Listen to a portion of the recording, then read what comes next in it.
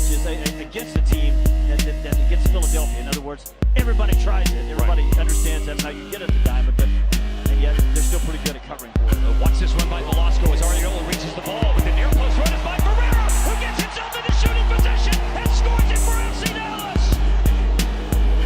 Oh, they have worked hard for that one tonight. FC Dallas had their problems early in the game, but problems no more. Zeus is on the board. It's a very good defender. The touch right there takes him right around Glasses. Glasses doesn't move. We are live. Welcome to Big D After Dark. When the lights go down, we go live. Welcome to the show. We are live, and of course, what's fun about this FC Dallas live sports show here is that it can get a little messy and chaotic sometimes. So you can send in your comments and questions if you're joining us. You can share the show on Facebook and on Twitter. We appreciate all of that as we have some good conversation after a roller coaster week for FC Dallas. I'm the host here, Nathan Hill. You can follow me at Nathan J. Hill on Twitter. There in the middle is our buddy Jose Carmona at El Chico Carmona. What's up, everybody? And welcoming back to Tommy LaBeouf there at Tom_FC Dallas, rocking out his good FCD gear tonight. That's right. What's up, everybody? I always keep my scarf over here and forget to put it on. We really had we'll see if Ishmael joins us here in a bit. Don't know what his status is tonight, but hey, we go live. We got to do it live. And it really was a roller coaster week for FC Dallas. A tough, their last sort of 3-game week, 3 games in 9 matches. And they had 2 wins at home, which was nice to see them return to form. In particular, on Wednesday night, taking on, welcoming the Philadelphia Union to Frisco, and taking care of business. And one of performance that may not have been the prettiest performance offensively, but they got the goal, and they did their job to preserve the shutout and send Philly packing. Then things got a little more bleak on Sunday night as FC Dallas visited Nashville, who have been in a slump, and I think Dallas was hoping to steal some points, but it did not go their way. A 4-0 drubbing. That was a really tough to watch. Really, really tough to watch. So we're going to start with the positive side of things. We're going to start with what we liked about that win. Really an important win at home against Philadelphia Union. One of the best teams, maybe one of the top 2 teams in all of Major League Soccer. Jose, what did you like out of that 1-0 win at home? I like the fact that it was a total team victory. It's very hard to pick out one guy that you could say was the best, the MVP of the game, because I think everybody, and I mean everybody, the starting 11, I think everybody had excellent games against. I mean, you had a team that came in top of the East on short rest for both teams, and really probably the most complete match that the team has put together as a unit, where basically everybody, all the fans said, we look like a real contender here. But that it underscores why it's so important to get that home playoff match, because if Dallas can find a way to finish in the playoffs and with a home match, then it gives the team a shot. They at home they can beat anybody. Tommy, what were your reactions to the win against Philly? Yeah, I thought it was close to a world-class goal there by Ferreira. That one little touch, in tight space, to get open, to get a shot in. I don't remember many FC Dallas forwards that would have done that and just kept the composure. And I thought, Velasco had a good game, and we were able to close out the game and win. But, I just remember going up early with that goal, Ferreira. That was really nice. And, it was nice to see them close out the win. Yeah, I think it was an important win because that was one we circled and were like, we'll really test FC Dallas. Are they really getting back in form against a team that is well coached, well-designed team, a lot of depth, a lot of good pieces, a team Best that knows defense in the league. Yeah, knows its identity, that plays good defense, and so yeah, there Right. were going to be a lot of question marks for FC Dallas to measure up, and they just took care of business. It was a classic soccer match. It was just, we're going to get the goal, and then we're just going to clamp down and make life miserable for you. And that is a playoff formula, Jose, to your point, like that you want to go far in the playoffs. It's not always about scoring 4 or 5 goals. People are amped up. Yeah, that's rare. It's that 1-0, right? It's not how you win. It's just get the win and finding that, making something out of nothing. Honestly, that goal, that it was a great little bit of magic there from Jesus. But at the same time, if Jesus isn't on the pitch, that goal doesn't happen. I mean, we end up with 0-0, and when we were asking for predictions, I was saying I didn't care who they were playing. It was a home match. They had to get the 3 points, and the team played like it wanted those 3 points, and they didn't care who they were playing against. And I'm just saying, as an FCD fan, you had to. I can't think of a fan who was not excited after that match, after that performance. And Tommy, I do think for our frustration at times as fans watching these games and looking at the roster that FC Dallas has, to get a guy like Sebastian, and at this point in the season, kind of an interesting trade, and it seems like he's fitting. He's been very serviceable, very, really fit in with the team and helping them have a little something more to offer coming out of the midfield. I mean, would you grade it as a pretty solid deal so far?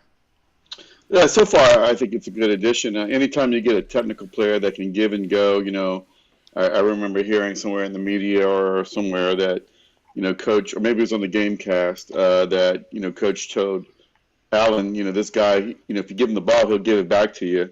And I think it was during the game, and Steve or wherever, Steve Davis was like, yeah. And then Velasco went back to coach. Hey, you're right. He needs to give him the ball back. So someone who's you can be as fast as you can, but if you lose the ball, it's just you see what happened to O'Brien, right? That's the reason why he's on the bench. But I also want to point out that Velasco had a great game in the midfield. He come close to hitting a couple shots and.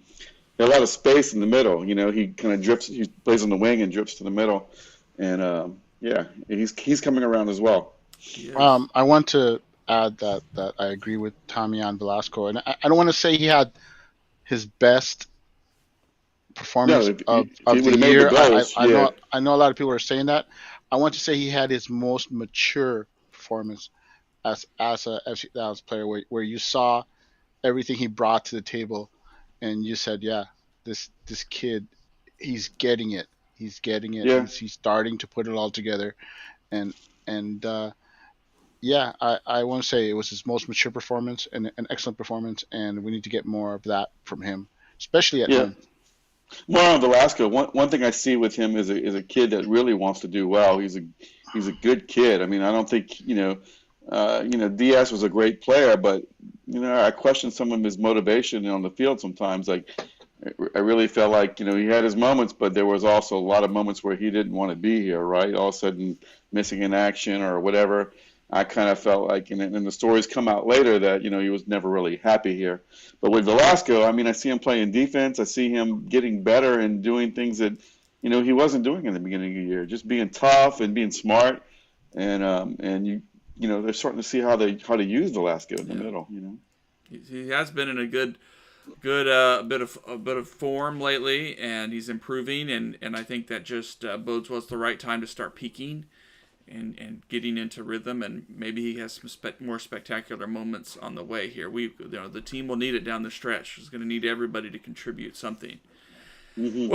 Well, and then the 3 games in 9 days. First 2 are wins, and so you looked at this match against Nashville as a sort of a match where you just want to take anything you can get. Nashville has been up and down.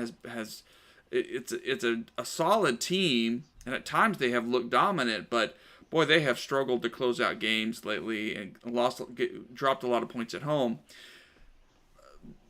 So here's the timing for FC Dallas. FC Dallas' third game in 9 days.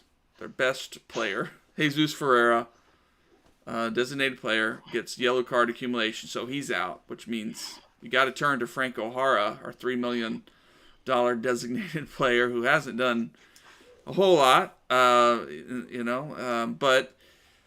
you'd hope the team at least go in maybe with the sense that, hey, let's just bunker, let's see what we can get out of this game. Meanwhile, Nashville has a come-to-Jesus moment where Dax McCarty, as a veteran on that team, really rips into the team. They have hard conversations that, like, we got to sort this out.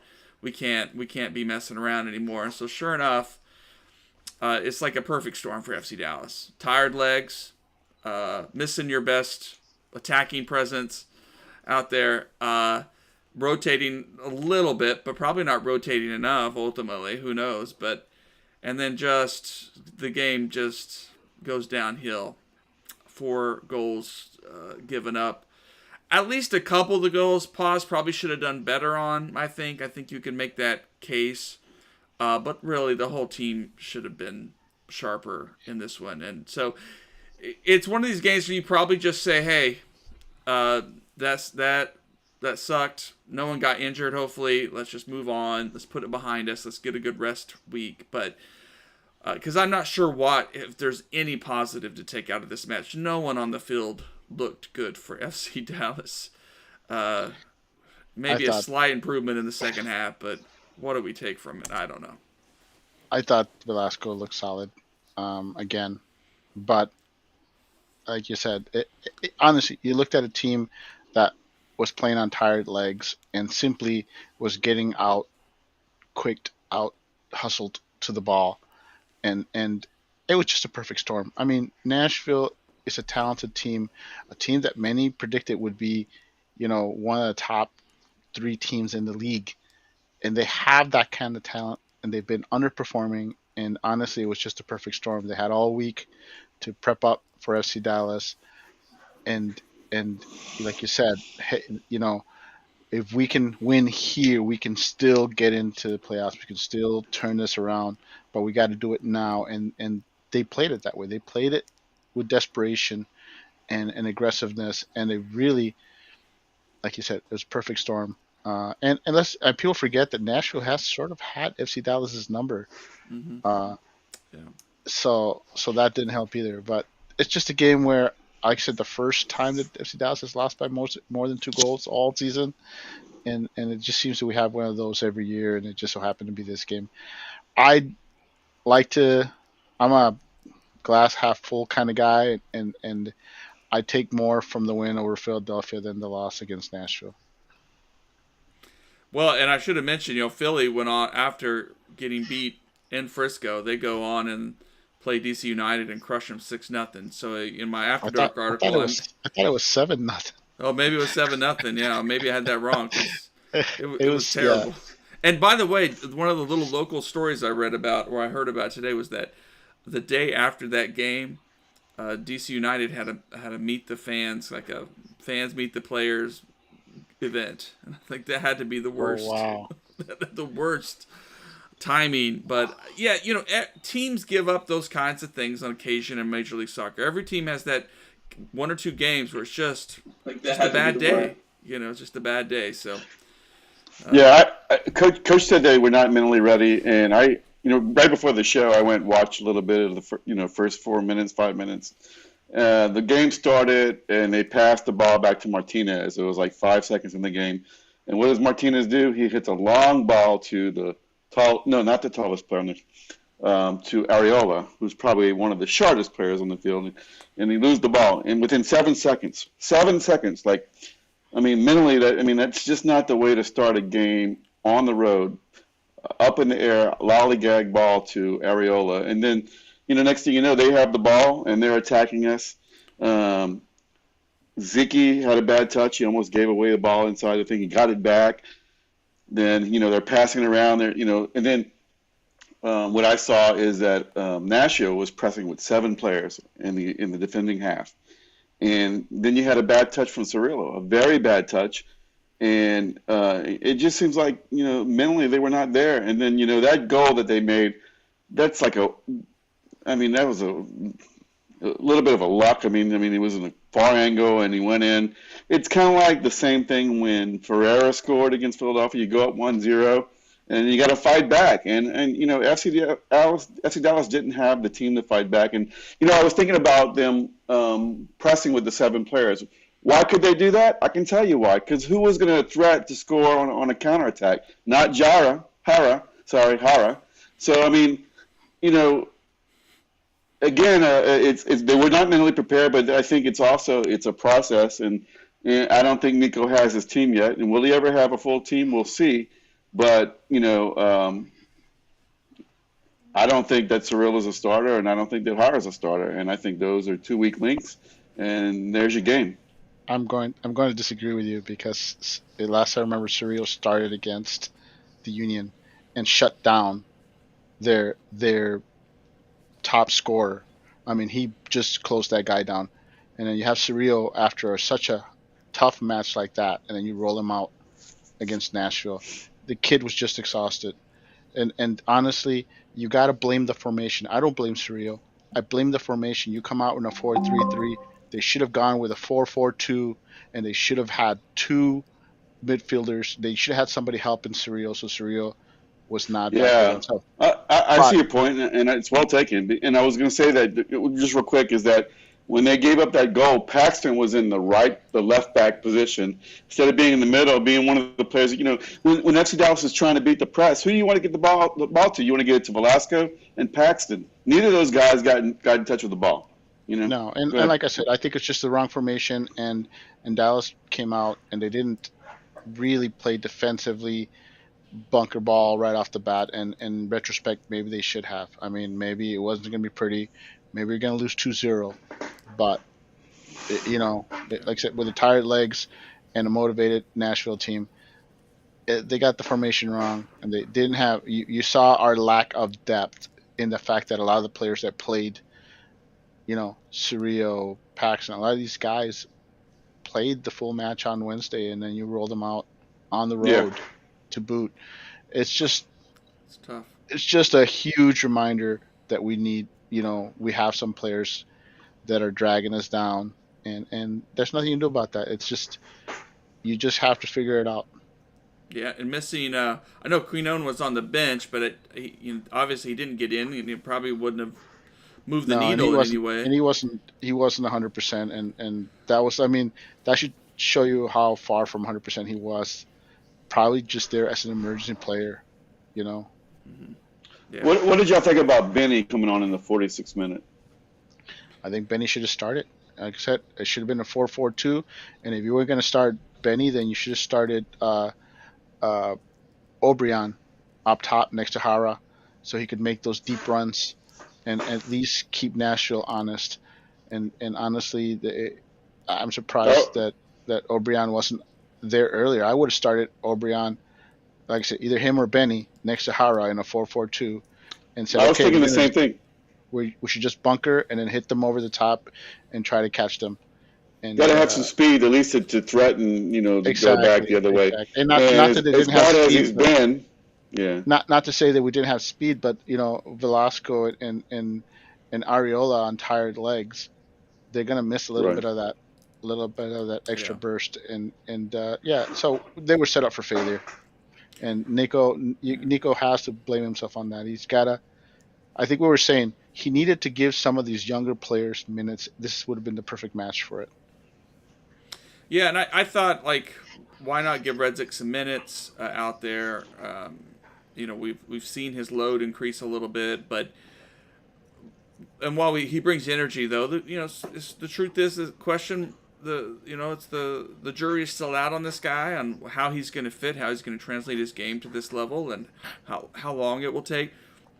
I mean, it's tough to say, oh, we really want you to come in and change the game, but there was an opportunity there for some of these young guys to really make a statement for themselves. And I think even, I think Redzik, he did what he could with what was the option out there. I was very disappointed in Siki. I thought Zeke has at times looked like he is the steal of the draft, and then at times he just looks like it's a struggle for him to kind of impact the game, and I think that's just part of the growing and the growing learning curve and stuff, and it's a lot to expect him to come in and kind of just in Yeah. a way environment to like take over a game. He may be talented, but he's not that talented, you know. And Yeah. well, in his performance just reminds you of why the Jet addition was such a big addition, because Siki is inconsistent as a first year professional should be, and Cervania has also been inconsistent, and so it can be maddening to have young players like that have really good games one week and then have completely opposite bad games the following week, and that's it's still there. Siki still can help you, but right now it's his kind of inconsistent play on the road. It's easy, yeah. It's easy to go back and now and say you should have done this, you should have done that. I mean, looking at it now, I was wondering like it should have started Sebastian over Zeke, right? It didn't bring Zeke on when they were tired. I think you get a little bit more ball control there, but like I say, it's easy for me to say that now, Right. you know. But I think But you know, yeah, they were worried yeah. that Leggett had come in and played 3 games, with very little rest, and and he is a veteran, and you do got to rest him. And honestly, you expected better from Tiki. You expected better from some of the players, but at the end of the day, it just lack of depth, lack of depth, lack of depth. The team just has too many, doesn't have the depth to handle 3 games in 9 days. And I think this happened last time we had, Mm-hmm. 3-4 games in a row on short notice, and the seconds and the third or fourth game, we were just like, man, we're horrible. Why? Because we're going into our bench, and yes, there's potential on the bench, but there's no consistency in the bench, and sometimes you get good games, sometimes you get complete disasters. So if I were to tell you at the beginning of the year, at this point in the time, FC Dallas would be third in the conference, what would you have thought? I honestly, I think we would all would have taken it. I mean, let's face it, not too many people, including a lot of FC Dallas fans, were very hopeful that this team would be much more than everyone thought we'd be like eighth, seventh place around this time, and Hmm. that may still be the case, that we may still end there. But the as the season comes to the end, you're seeing where this team has a good chance to finish, you know, anywhere from 3 to 6, if they, Yeah. depending on how they finish. So, and I think we'd all So, settle for four. I know I so would. So to follow up on that, and Nathan, please let me forgive me for asking this, but I just new era. Is it a new era? And the way I look at this new era, what I see is that right now the roster is still very thin. I mean, like yes, we got better players in some positions, but there's still some weak spots. We know that's not going to change overnight. They already said it's a process, but from a coaching perspective, the biggest change that's the biggest thing that I've seen this year with last 10 years of FC Dallas is the coaching and the handling of the players in the lineups. It's not given to anyone just because you're on the team, and he's only trusting a handful of players. It's a different philosophy from there, and perhaps it's a new era in the sense that they got Areola, they got Legit, they signed Velasco, but until I see a full roster, can we sign off on a new era? I'm asking you guys. I think it is, and I will tell you why I think it's an era. Because you Mhm. have to ask yourself, if Nico is not our head coach, does Areola want to come here? Does Leggett want to come here? And the fact that we have a manager who was an assistant for the U.S. men's national team and runs very much the same attack has made FC Dallas a very attractive place for all those players that are on the fringes right now. Let's face it, if you can't get to Europe, what's the best team to go to if you want to keep yourself in that World Cup conversation? And FC Dallas suddenly has become a very attractive place for that kind of player. I mean, they're saying Leggett basically asked to come to FC Dallas. I mean, that's Yeah. all you need to know is when U.S. MNT players start seeing you as a favorable destination. Yes, this team Mm. has definitely uh, it's definitely a new era. We're seeing the beginning of the new era, though. I mean, think of how many years it took Poppy to get his team that he wanted, the team that the 2016 team. That was what that's third season with FC Dallas. You know, Mm. I'm just saying it's Nico is basically doing great in his first season with some baggage that he has no say over. We'll see. I think we all should be pretty excited about, especially with the moves that this team was willing to make this season. If they can keep that sort of aggressiveness next season, yeah, I think I Yeah, think you can say it's off to a good start. for me, I'm hoping that it's not like a short stay for Nico. He's here for long term, and World Cup. We'll see what happens with Jesus and how he does. I expect that if he goes and lights it up, he's not going to return, right? I mean, but I did hear someone say that or news whatever that he wants to break his dad's records, and he's not really interested in jumping ship just yet. But it will be interesting to see what happens in the offseason now that the World Cup will be behind us and what kind of players we'll have around. So but so far, I'm going to check off that it's a new era. I'm not going to say it's done, but I'm going to check off that they're in the right direction. Yeah, there's already some good. I think what we've seen from this team, and this is what I say. If you asked me that question like beginning of the season, hey, at this point, going into the final 8 games or whatever, 7 games, you're going to be, you're going to be third in the West. I would have taken it too, and I would have been surprised. I think this team should be talented enough to compete for a playoff spot, and our home form and Nico's done enough to improve our away performances. So there's a lot to like there, but there's been some uneven play, of course. We've seen the limitations of this roster. So I think to be in this position, to have a chance to solidify it, or at least to just qualify for a playoff spot in these final stretch run of games is a great first year for Nico. If they can do some damage in the playoffs, even amazing. I'm not holding my breath, but we've seen that this team can play really well and has some excellent pieces. But but we've also seen man, we probably could use more competition at right back. That Nanu has not really been that wonderful of a piece. We could probably use some help at left back. We could use some. We could probably use some. We definitely need at least some depth in striker that can provide some speed off the bench at least. And we're getting that. I And think. I'm glad you mentioned Nanu because I know a lot of people are unhappy with the way he's I'm not panned out. necessarily. Yeah. Go I ahead. know. Our friend that isn't here would totally be on with that. But I'm just saying, people don't forget that they took a big swing on Nanu. That had to be the worst. Wow. They took a big swing on him. They missed, but it's a loan, so it's not like the Hara swing. It's not that level of bad swing.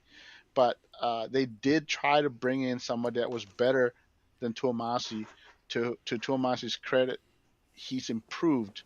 Yes, he's still not, Reggie Cannon, Brian Reynolds good, but he is better than he was last season, and he's certainly better than Nanu.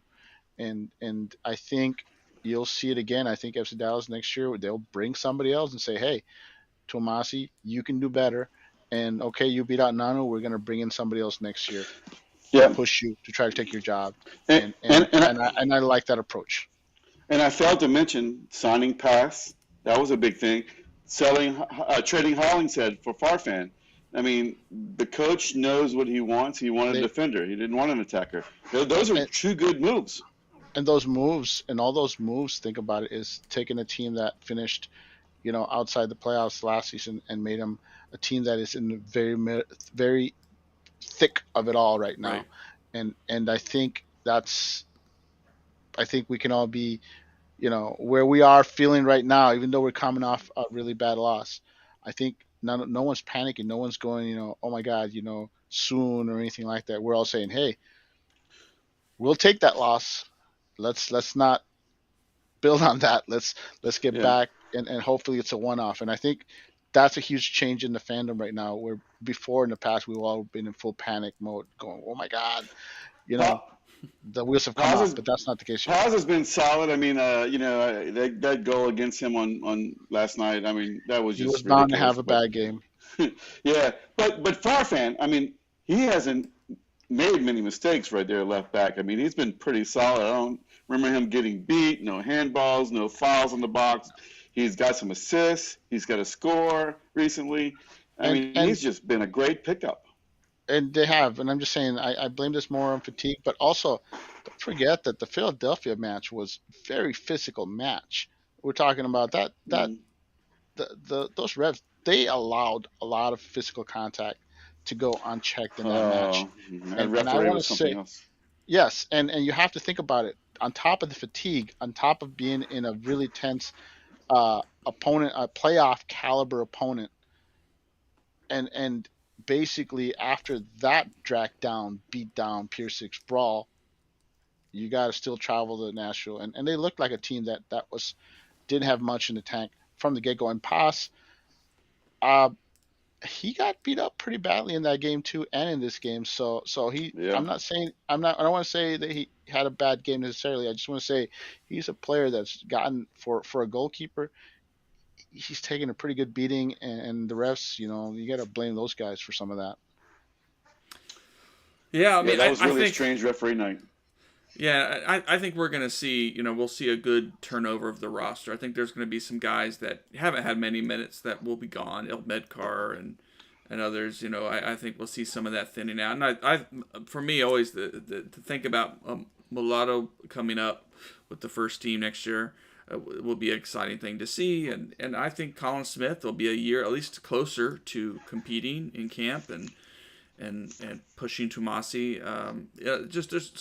There's some good possibilities still coming along, even as the team will have some room after the World Cup to go out and Is pick up. I think some good players to bring in. it is Sean still practicing with the team? Because I just can't believe he could not have helped this year at all. I don't know what's going on with him. In all honesty, I do want to say that I think this team could do what it's missing this season, and I mean, I'm sure roster limitations had a lot to do that, but I still would like them to add a